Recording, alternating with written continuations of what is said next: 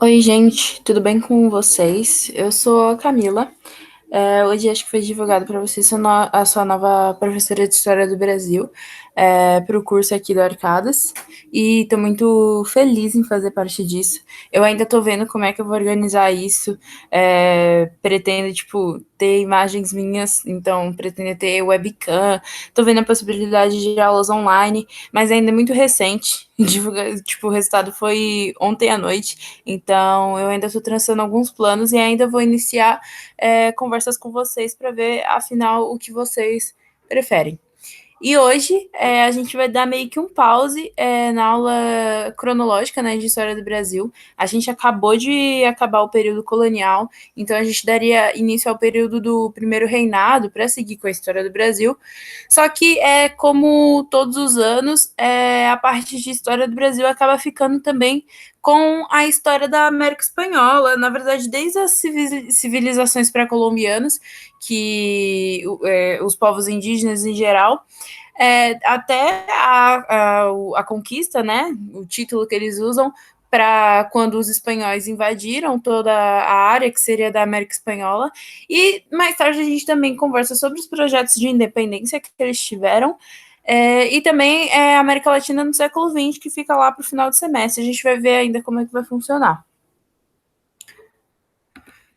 Bom, então, como a gente estava conversando, eu vou dar uma introduçãozinha, vamos conversar um pouco sobre isso. É a primeira vez que vocês estão lidando com isso. A gente fica com essa parte, porque é uma parte que está sendo considerada cada vez mais importante, principalmente para a FUVEST. Esses assuntos tendem a cair bastante na FUVEST. E a gente meio que em 3 aulas dá um pouco desse panorama. Então a gente vai começar nessa aula estabelecendo as civilizações pré-colombianas, um pouquinho do período de colonização da América Espanhola, e depois a gente continua esse período de colonização para iniciar os projetos de independência. Então a gente vai resumir em 2 dobradinhas, sabe? Essa semana e semana que vem, e talvez no fim do próximo semestre, não no fim, mas lá para o meio do próximo semestre, a gente vai estudar América Latina no século XX, né? Bom, vamos iniciar. A gente tem uma comparação aqui, é interessante, entre os modos de colonização entre a América Espanhola e a América Portuguesa. Então, ao longo da aula, vocês vão ver que alguns aspectos foram sim diferentes da América Portuguesa. A gente, quando fala América Espanhola, a gente trata dessa região que eu coloquei aqui, que seria a minha direita, eu não sei como é que tá para vocês, porque é uma gravação, mas que tá aí uma imagenzinha de um mapinha que é toda a região que a Espanha conseguiu conquistar, e um pouquinho das Ilhas Antilhas, né, que aí já foram de domínio da Holanda, etc., outros lugares. Mas, enfim, eles ficaram com todo esse território da região da América Central e do Sul.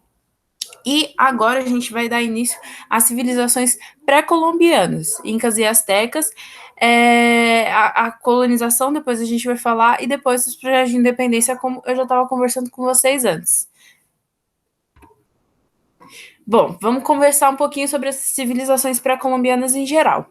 Todas elas são marcadas por sociedades teocráticas de regadio.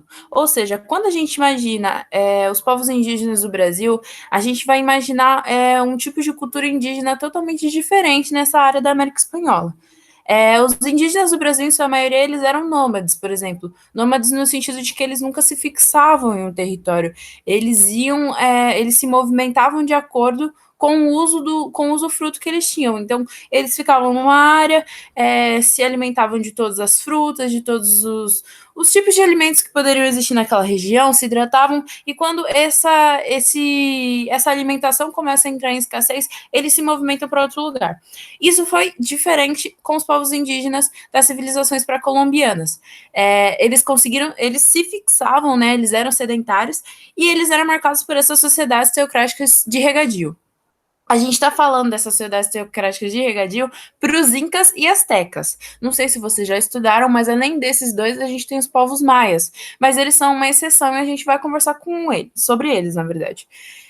Enfim, essas sociedades teocráticas, o que significam? Significam que o maior poder dessa sociedade, né, em termos de política mesmo, o imperador, que seria o cargo dele, ele é comparado a Deus, ele é uma representação de Deus na Terra. Então, quando a gente tem uma sociedade assim, que pega o líder dessa sociedade e trata ele como uma representação de Deus, é o significado de sociedade teocrática.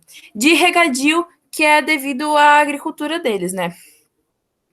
Depois a gente tem um Estado centralizado, ou seja, era um Estado organizado e que contava com uma centralização do imperador. E esse imperador, como a gente falou, ele era muitas vezes a representação de Deus, ele era alguém que tinha uma representação muito importante no aspecto religioso também.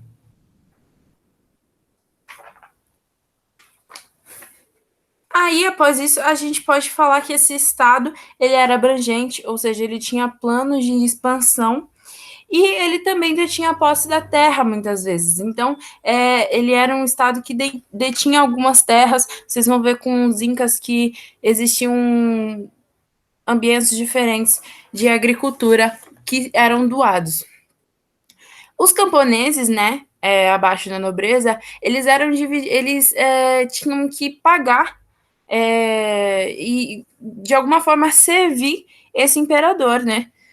Para poder viver dentro dessa organização, que seriam através de tributos, ou seja, qualquer tipo de pagamento, ou através de trabalhos temporários, que iam ser as grandes obras. Então, vocês veem que no fundo desse PowerPoint, por exemplo, tem algumas obras que eram de tendência desses povos a serem criadas, e eles eram construídos com trabalho gratuito, né? Trabalho compulsório, a gente diria, porque era uma forma de servir ao seu imperador. Esse tipo de trabalho, ele vai lembrar muito o que a gente vai chamar de mita lá depois na colonização, né? Ele era uma espécie de mita mesmo. Só que é importante que vocês não confundam os dois, porque eles são duas formas muito diferentes. As formas que os espanhóis vão futuramente tomar a mão de obra são totalmente diferentes, com um intuito totalmente diferente. Então é importante não confundir os dois. Bom, os incas, eles ficavam na região dos Andes e Azteca, eles ficam na região da Mesoamérica, então mais pela América Central, enquanto os incas estão mais pela América do Sul. É interessante vocês saberem que essas sociedades, elas eram sociedades semelhantes às sociedades que vocês já estudaram em História Geral com o Edu, né? Que são as sociedades egípcias e as mesopotâmicas, né? Antigas. Então, eles, por exemplo, os astecas, eles tinham agriculturas que ficavam, como que eu posso falar, cercadas por mar, por lagos, por rios, que eram o que essas cidades mesopotâmicas faziam antigamente, né? Então é muito semelhante e alguns vestibulares têm sim o costume de perguntar dessa semelhança entre as sociedades incas e astecas e as egípcias e mesopotâmicas que vocês já estudaram antes. Agora a gente vai partir para cada um. Como eu tinha falado, os astecas, né? Eles também são chamados de mexicas, mas aqui eu vou generalizar para astecas. Eles contêm uma agricultura alagada, que são as famosas chinampas. Tem uma foto aí do ladinho, igual eu estava falando para vocês. A Mesopotâmia ele também vivia uma a Mesopotâmia e o Egito, eles viviam com uma agricultura cercada pelos lagos, né? Porque aí, quando chegava a época de enchente, eles molhavam todos esses territórios.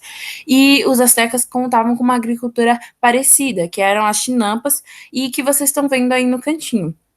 A capital dos astecas era México Tenochtitlán, era muito maior que todas as cidades europeias que vocês podem imaginar na época, contava com cerca de 240 mil habitantes, lá para 1520. E, como a gente falou antes, ficava na região da Mesoamérica, que é tipo o atual território do México. A gente tinha um imperador na época, que a gente vai contar essa historinha da colonização, que era o Montezuma. O que acontece? Os astecas eles tinham alguns inimigos, povos indígenas mesmo, que eram Tlaxcala, como está escrito aí, uma palavrinha bem difícil. O que vai acontecer? Esses povos Tlaxcala, eles vão se aliar ao Cortés, que é um espanhol que chegou aqui na área, né, na área da América Latina, e foi primeiro em direção aos astecas. É importante dizer que o Cortés, ele sofreu a ameaça de ser preso pela corte espanhola, porque o Cortés, ele basicamente estava agindo sozinho, ele não tinha total apoio da nobreza. Então, quando eles sabem que Cortés está chegando e está para invadir todos esses territórios, eles tentam parar o Cortés, porque eles sabem que no final todo o crédito e reconhecimento vai para esse cara.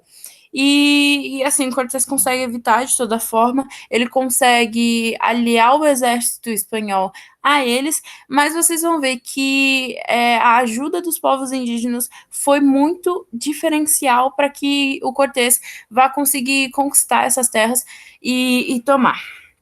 Bom, mas enfim, esse povo inimigo dos astecas, Tlaxcala, eles vão se aliar ao Cortés e vai formar meio que um exército de 4 mil indígenas e 1.150 espanhóis, como a gente estava falando antes, né? A maioria é indígena e eles vão participar desse movimento. Bom, o Cortés ele meio que vai convocar uma reunião com o imperador Montezuma, vai sequestrar o Montezuma e ele vai pedir um resgate para isso, né? E como o imperador ele tinha essa representação de Deus, ele era uma pessoa importante além da política. Ele era uma pessoa importante para a religião das pessoas. E, né, o povo indígena azteca, ele vai com certeza ajudar e vai ceder dando essa recompensa. E o que acontece é que não sabem se o Cortés acabou assassinando o Montezuma ou matou muito antes de pedir o resgate, ou o que exatamente aconteceu, mas o que se sabe é que o Montezuma ele acaba sendo descoberto como morto depois de conseguir o resgate por Cortés. E esse dia é marcado como La Noite Triste, que foi entre 30 de junho e 1º de julho, foi na madrugada, então ninguém tem certeza, mas foi entre esses dias de 1520, que é quando Montezuma é descoberto como morto. O que acontece? Cortés vai querer sair correndo desse lugar, vai querer fazer a fuga dele. Eles estavam tentando voltar para o território do Tlaxcala, quando ele vai ter que meio que construir uma ponte, né? Porque, como a gente falou, a cidade de México Tenochtitlan é cercada por lagos.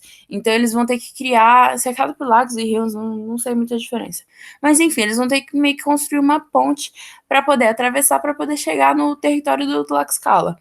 Eles não conseguem, o povo asteca dizima eles são duramente reprimidos, muita gente morre afogada, muito espanhol morre afogado porque estava tentando atravessar o rio para poder chegar do outro lado, e isso vai mostrar que os povos indígenas, eles não só são realmente mais fortes, como o exército vai acabar se perdendo, e no final, desses 4 mil e 1.150, vão restar uns 300 a 400 espanhóis e cerca de 1.000 indígenas. Entre eles, o Cortés, ele sobrevive.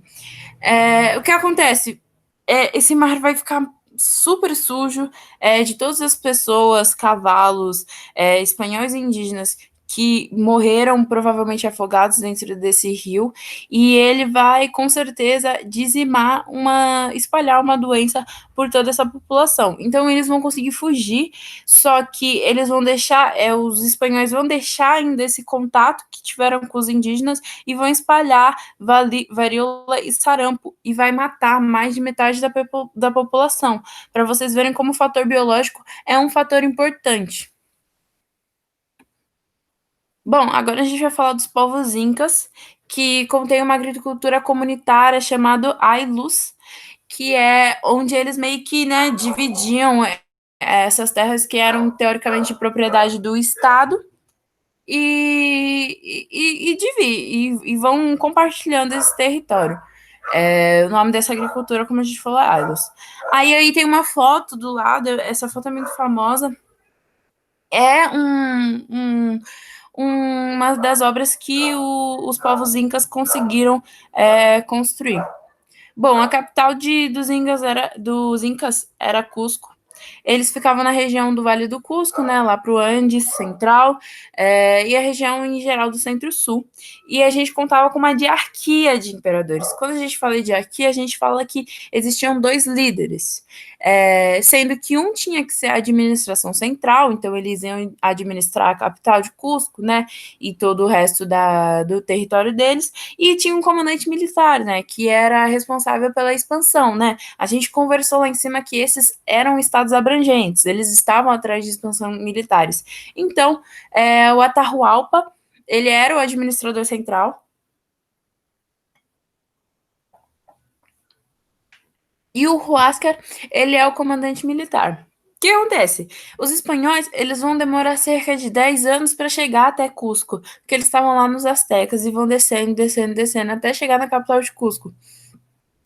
E aí, o Cusco tinha acabado de passar meio que por uma guerra civil e tal, só que o Atahualpa conseguiu deter tudo isso, conseguiu cuidar de tudo isso fortemente, e aí ele tá se achando, tipo, ele acha que esse povo espanhol não vai conseguir nem chegar perto de ameaçar o que os incas eram. E aí o Cortés vai e convoca uma reunião com o Atahualpa. Ele, nessa reunião, né, ele chama toda a nobreza, ele faz todo um negócio bonitinho, chamando todas as pessoas mais importantes do Império. Lembrando que essa diarquia é marcada por Atahualpa e Huáscar, só que os dois ainda são teocráticos, os dois ainda são uma representação de Deus, viu? Mas enfim, ele convocou essa reunião e ele vai exigir que Atahualpa se converta ao cristianismo. E ele vai negar e tal. O que acontece? Cortés vai de novo fazer uma emboscada para Atahualpa e vai acabar sequestrando ele. De novo, vai pedir um resgate através de ouro. Ele pediu meio que o tamanho de um cômodo de um quarto normal, sabe? Tipo, então, se vocês estão vendo a aula do quarto de vocês, imaginam tudo isso de ouro. E os indígenas, eles vão dar com muita facilidade, sabe? Tipo, eles não têm essa ambição pelo ouro como os europeus têm, então eles vão dar tranquilamente pela troca do Atahualpa, e, de novo, o Atahualpa vai ser morto do mesmo jeito, e ele vai se converter para não ser queimado, ou seja, o Cortez vai chegar a ele e vai falar, ó, eu posso te matar desse jeito se você se converter, e eu posso te matar, eu posso te queimar se você não se converter ao cristianismo. E parte da religião deles acreditava que era super necessário que eles fossem mumificados, o Atahualpa, os líderes fossem mumificados. Então, se ele fosse queimado, ele não poderia ser mumificado. E o que restou para ele é se converter ao cristianismo e depois ser morto para ainda meio que resguardar um pouco da religião dele, né? Para poder ser mumificado. Os historiadores indígenas, eles têm essa frase que é muito interessante para saber o quanto esses povos não valorizavam, não tinham essa ambição, né? Essa ganância com o ouro, da mesma forma que os europeus tinham. Então, tá escrito aí embaixo, os europeus são tão apegados ao ouro como os porcos são apegados à lama. É interessante dizer também que depois os povos incas eles vão contar com uma região chamada Vilcabamba, eu coloquei aí no cantinho, é só interessante dizer, mas é uma região que vai resistir a essa colonização, vai resistir a essa invasão, resistir durante muitos anos, e o último imperador, o nome dele vai ser Tupac Amaru, que é, assim, o mesmo nome do rapper, e, na verdade, a mãe dele deu esse nome em homenagem mesmo a essa liderança desse imperador Tupac Amaru, que vai ser o último imperador de Vilcabamba, só que depois vai surgir uma rebelião bem grande, que vai ser liderada por um cara, um encomendeiro, que a gente vai conversar depois, um cara que vai se intitular Imperador Tupac Amaru II. Próximos povos são os maias, que é o que a gente está falando antes. Eles são um pouco diferentes do que a gente está estudando com os incas e os astecas.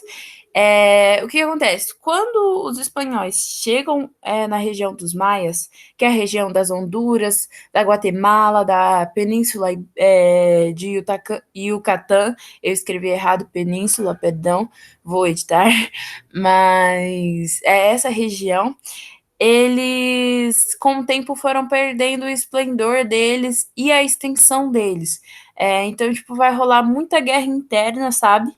E as colheitas, que é tipo a agricultura local, vai começar a dar muito errado, vai começar a fracassar de um certo modo que vai causar muita fome e falta de comida, falta de alimentação para a população em geral. Então, ela vai ficar muito menor do que a que ela era antes dos espanhóis chegarem. O que isso quer dizer? Que existem muitos estudos, sabe? Tipo, tem gente que já estudou no ensino médio que quando os espanhóis chegam no território maia, já não tem mais ninguém. E isso é mentira. Os maias existiam na chegada dos espanhóis e eles eram poucos, mas eles ainda existiam e eles estavam lá. Esses centros, eles se organizavam em centros urbanos independentes. Esses centros, eles eram similares às cidades-estados da Grécia, como a gente estava, como vocês já estudaram antes, também com o Edu, imagino. Então, eles se organizavam de forma muito similar. É ainda uma sociedade teocrática, ou seja, o imperador deles ainda era bastante representado, né, pela imagem de Deus, era hierarquizada e também era sedentário, ou seja, era o contrário de nômades, como a gente estava falando lá no início. E eles não possuíam uma agricultura tão desenvolvida quanto a dos astecas, quanto a dos incas, para a gente falar dos chinampas, dos ailus, do mesmo modo que a gente fala dos maias, né? Como a gente falou, existia um fracasso nas colheitas e isso já demonstra que eles não tinham tanta experiência com a agricultura. É fácil dizer, né, que os espanhóis eles já chegaram lá com muito mais facilidade, porque a população era menor, e isso vai ocorrer a invasão de sempre. É interessante falar que os maias eles têm um calendário muito interessante, muito preciso e tipo assim ele prevê corretamente tipo coisas que estão acontecendo 400, 500 anos depois. É muito triste que a gente não estude isso do mesmo jeito que a gente estuda tanto a história da Europa.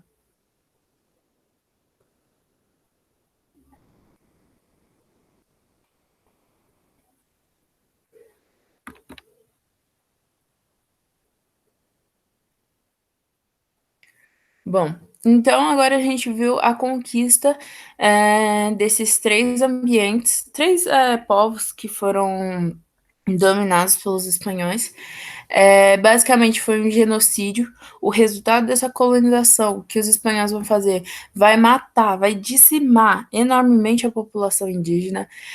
Mas é importante que os indígenas eles foram agentes ativos da conquista, porque eles sempre estavam lá colaborando, então os espanhóis sempre se aliavam a povos indígenas inimigos do que eles pretendiam conquistar para poder ganhar a luta, porque europeu não é bom em luta, europeu não é bom em invasão. E é importante, né, dizer que os indígenas, eles, de certa forma, participaram, foram agentes ativos dessa conquista. E ela foi marcada pela fome, porque as lavouras de todas as áreas, né, de todos os povos, eles começaram a entrar em colapso, né, principalmente como a gente estava contando aquela história do rio, que milhares de espanhóis morreram no rio. Imagina a contaminação que eles levaram de inúmeras doenças que existiam na Europa. Imagina a poluição que eles trouxeram, né? E isso acabou destruindo muito a agricultura dessa América Espanhola, né? De todo esse território. O que levou numa crise de fome, ajudando a dizimar essa população. Mas a gente fala, assim, para generalizar, que a conquista ela foi marcada por três coisas. Militar, né, que são os ataques empreendidos pelos colonizadores, pelos espanhóis. Cultural, que foi que trata da principal responsável, foi a igreja, né, que a igreja católica chegou demandando a catequização de todos esses indígenas, como a gente conversou antes. O Atahualpa se eu não me engano, o Atahualpa, ele foi obrigado a ser convertido, então houve a conquista, ela foi alcançada com a dizimação dos ataques empreendidos pelos colonizadores, com o apagamento cultural, né, o apagamento da cultura desses povos indígenas, que a igreja foi responsável, né, para trazer essa religião católica, e também é importante, muito importante, falar que o biológico ajudou muito, sabe? Os europeus, eles foram vetores de doenças, eles traziam doenças como a varíola e o sarampo, que são as principais, assim, doenças que mais dizimaram a população indígena, principalmente a asteca, que a gente estava conversando, matou mais de metade da população. A gente tratava de uma região asteca que era de cerca de 2 milhões de pessoas. A capital tinha 240 mil pessoas. Mais de metade dessas pessoas foram mortas pelo vetor biológico, pelas doenças que os europeus trouxeram, e quando descobriram essa capacidade, né, de assassinar com as doenças, eles começaram a trazer muita coisa de propósito para poder dizimar mais ainda os povos indígenas. Existe um poema, né, mas especificamente uma frase do Pablo Neruda, um autor muito interessante, muito bom, que ele meio que define um pouco de como foi a conquista, né, dos espanhóis. E cai muito em vestibular, porque ela sintetiza muito isso, e não só ela é boa de se explicar, porque olhem, a fome, cruz e espada iam dizimando a família selvagem. Muitos vestibulares perguntam, tipo, qual é o fator que falta dentro dessa frase, que de fato seria o fator biológico, que muitas pessoas esquecem, mas que, como a gente já viu, matou muita gente.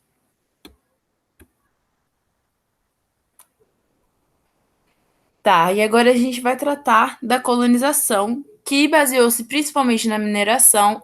Os espanhóis, eles tinham um território maior e conseguiram, não maior, mas conseguiram achar muito mais ouro do que o Brasil. Existem muitos ambientes que a gente pode discutir depois, como a mina de Potosí, que eram riquíssimos em metais e acabaram totalmente esvaziados, acabados por causa da América Espanhola, que se baseou, né, nessa forma de enriquecimento, e apesar do açúcar e as outras regiões.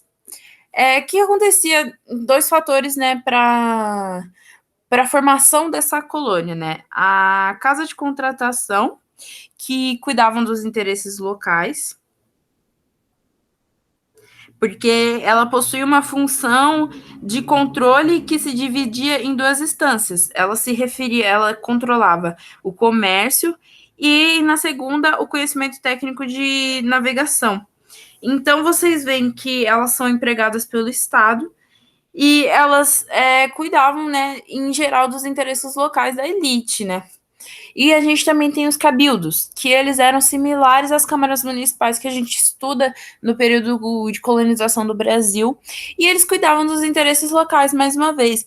Quem eram essa elite local? Quem era que demandava esses interesses locais? Eram os crioulos, que a gente mais tarde vai estudar a pirâmide, mas eles eram normalmente descendentes espanhóis que detinham inúmeras regiões. Eles eram proprietários de inúmeros territórios, fazendas, minérios. Eles eram esses grandes proprietários que a gente também estuda em América Portuguesa. E é importante dizer que eles detinham um poder econômico, porque eles detinham toda essa mineração. A mineração ela vai ser forte no século XVI, lá para 1500, século XVII também, 1600, e depois os espanhóis eles ainda vão lidar com um pouco da agricultura, até do açúcar, lá para o século XVIII. Bom, importante a gente falar da mão de obra.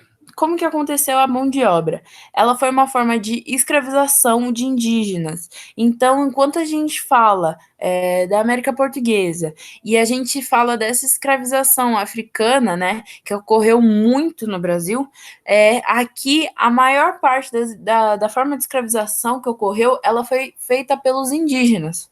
E a gente pode conversar um pouquinho sobre o porquê disso, né?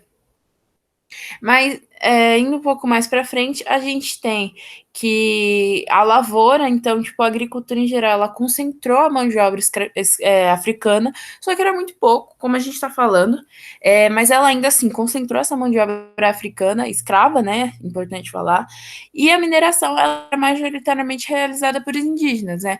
Porque os indígenas eles tinham também experiência com a arrecadação de minério.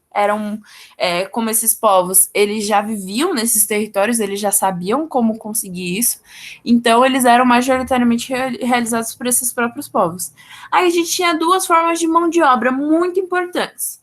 A mita, que é o que eu falei, pedi para vocês não se confundirem lá no início da aula, porque ela é uma forma de trabalho análoga à escravidão. Então ela trata de um trabalho compulsório, né?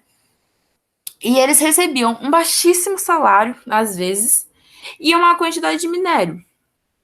Então, em teoria, eles iam assim em inúmeras vilas, ambientes, enfim, sociedades, e eles ofereciam tipo um salário bem pequeno, uma quantidade de minério razoável, assim, mas ainda pouca, e que seria o partido, e meio que oferecia essa forma de trabalho, né? Só que o que acontecia? Eles pegavam esses indígenas de tal lugar e levavam até os outros. E eles colocavam dívidas nesses indígenas. Então, esses povos que tinham que trabalhar e depois, né, se alimentar, tudo que eles compravam dos espanhóis, esses lugares que eles vão viver, tipo, então, o aluguel da casa que eles estão vivendo para fazer a mineração, o valor da alimentação que eles estão tendo para conseguir trabalhar com mineração, tudo isso vai gerar um ciclo de dívidas enorme que vai segurar esses indígenas e vai impedir que eles saiam de lá. E a gente tem as encomendas, que eles eram feitas, lideradas, ou sei lá, tratadas pelo encomendeiro. Esses encomendeiros, eles eram líderes locais, que tinham uma imagem muito religiosa para a população em geral, mas eles eram líderes locais privilegiados pela metrópole também, pela América Espanhola. Então, mais tarde, isso é depois da colonização, viu, gente? Mas o que vai acontecer? Esse encomendeiro, ele vai ser privilegiado pela metrópole porque ele sabe, a metrópole sabe que ele vai ser ouvido, que ele vai ser acatado pela população. Ele é um líder religioso importante. E o que vai acontecer? Ele vai ter o papel de catequizar, ele vai começar a ter esse papel de catequizar, então todo encomendeiro vai ser obrigado a isso. Tem uns que vão se rebelar, como a gente falou do Tupac Amaru II, mas ele, enfim, ele tinha um papel de catequizar e proteger os indígenas. Não passava de um discurso, viu, essa parte de proteção, né? Porque ele vai obrigar os indígenas a trabalhar e etc. Mas em teoria era para ter, né, catequizar era para ser algo bom e a proteção era para ser algo bom. E na realidade o que acontecia? Ele explorava o trabalho indígena na agricultura e na mineração. Ou seja, ele usava a imagem, como que eu posso dizer? A imagem religiosa que ele tinha, a autoridade religiosa que ele tinha para esses povos indígenas, para obrigar eles a trabalhar na mineração e na agricultura, como se eles estivessem fazendo um favor, um trabalho a Deus. Como a gente discutiu antes, existia antes da colonização e etc., a construção de grandes obras eram feitas, né, por povos que iam ceder o serviço deles, ceder o trabalho gratuito deles para construir essas grandes obras para o imperador. E o encomendeiro, mais para frente, no período de colonização, é importante que vocês entendam isso, que é no período de colonização, ele vai ser usado de uma forma muito mais explorada, sabe? Os espanhóis, eles vão ser totalmente hipócritas, então eles não estão acreditando nesse propósito religioso, eles estão acreditando apenas no enriquecimento. Então, eles estão enganando esses povos indígenas para conseguir ouro, para conseguir lucro. E bom, a gente também vai falar agora, após a colonização, como vai rolar uma urbanização das cidades. Eu sei que para vocês às vezes parece muito cedo para falar o termo urbanização, né? A gente não está construindo prédio. Não quero que vocês vejam essa imagem de fundo e acho que já é no período de colonização. Não é muito mais para frente, mas é que eu não consegui achar uma imagem antiga. Mas urbanização é um termo para falar que rolou um planejamento prévio das cidades. Então, a América Espanhola vai tentar, como que eu posso dizer, formar um território do jeito que eles planejaram, né, nas cidades. E vai rolar o surgimento de universidades já no século XVI, seja 1500. Essa foto de fundo é a foto da primeira universidade fora da Europa, que é a Universidade Autônoma de Santo Domingo, fica na República Dominicana, e ela foi criada em 1538. Ou seja, a América Espanhola trouxe universidades para o território deles. É uma grande diferença com a América Portuguesa, porque a América Portuguesa a gente só vai ver a universidade lá para frente. Se eu não me engano, foi após a independência. Então, a gente vai construir uma elite letrada lá na América Espanhola. A gente vai construir uma elite que tem intelecto, que tá em contato com o erudito, com o teoricamente inteligente. Enquanto na América Portuguesa isso não é algo popular. Isso vai acontecer só depois. E agora a gente vai estudar a sociedade colonial, que também é algo muito, muito importante para o vestibular. A gente tem uma pirâmide social. A gente tem os mais altos cargos até os mais maltratados pela sociedade. A gente vai começar com os chapetones. Eles eram o mais alto cargo da sociedade colonial. Eles eram espanhóis e eram funcionários da metrópole. Ou seja, muitas vezes na América Espanhola eles tinham um poder político, sabe, de poder organizar as coisas, de poder reger como as coisas vão acontecer lá dentro.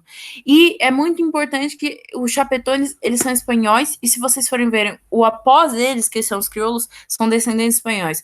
Ou seja, era tão importante isso de você ser nascido na Espanha, que só o fato de você ser descendente, você já era um pouco menor. Então, os chapetones, eles eram sangue puro, né? Como as pessoas, como a gente pode usar um termo, sabe? Então, isso faz diferença. Depois a gente tem os crioulos, que eram descendentes espanhóis e eram os grandes proprietários que a gente falou antes. Então eles eram aquela elite colonial, eles eram os comerciantes e, mais importante, eles eram integrantes dos cabildos, ou seja, eles tinham esse poder local e eles tinham esse poder econômico, porque eram eles que detinham as fazendas, detinham os espaços para mineração e era eles que acabavam, né, fazendo essa troca, né, fazendo pacto colonial e cedendo essa mineração para a Espanha. Depois, a gente tem os mestiços, que podem ser, tipo, mistura de espanhol com indígena, espanhol com africano. Normalmente, eles eram artesãos, pequenos comerciantes, eles eram assalariados, a gente pode dizer. E como a gente diz aqui, eles não tinham tanta discriminação contra os indígenas e os negros, né? Porque eles ainda, às vezes, tinham alguma parte de sangue bom, que seriam os espanhóis. Porque, como a gente está conversando, isso de ser propriamente Espanha e ser filho de espanhol, por exemplo, já faz uma imensa diferença. Depois a gente tem os indígenas, que é a maior parte da mão de obra, ou seja, eles vão cumprir a maior parte dos escravizados, do que vão realizar trabalho escravo, né, para poder enriquecer mais a metrópole. E a gente tem, por último, os escravizados, que seriam os africanos, né, os negros. Eles eram também discriminados e explorados, como a gente falou antes. Eles eram até que concentrados na parte da lavoura, porque os africanos tinham experiência um pouco com a agricultura, pouquíssima, e vão compor pouquíssima parte dessa sociedade colonial, viu? E quando a gente fala muitas vezes dos africanos, a gente vai tratar deles como escravizados. É muito raro você ter africanos lá libertos nessa época. Então, eles eram discriminados e explorados e formam a principal mão de obra, principalmente nos latifúndios e nas minas. Então, ó, importante falar, chapetones, especialmente espanhóis, nascidos na Espanha, eram altos cargos, né? Então eles regiam como ia acontecer aquela sociedade. Os crioulos já eram esses descendentes de chapetones, então às vezes um chapetone que veio para cá, para América Espanhola, e acabou tendo que morar aqui, acabou tendo que ter filhos aqui, que vão ser os crioulos. Os mestiços, né, são essa mistura entre os espanhóis e africanos, espanhóis e indígenas, etc. E, de novo, os indígenas e os negros, que os negros vão ser pequena parte. Importante também, os cabildos, eles eram formados principalmente pelos crioulos. Então é isso, gente. Eu sei que parece ser muita informação. Essas aulas, elas são densas mesmo, porque a gente vai tratar de muito conteúdo. Querendo ou não, a gente meio que tem o quê? 15 aulas para tratar período colonial, e aqui a gente está tendo que tratar do período colonial, antes do período colonial e meio que após, né?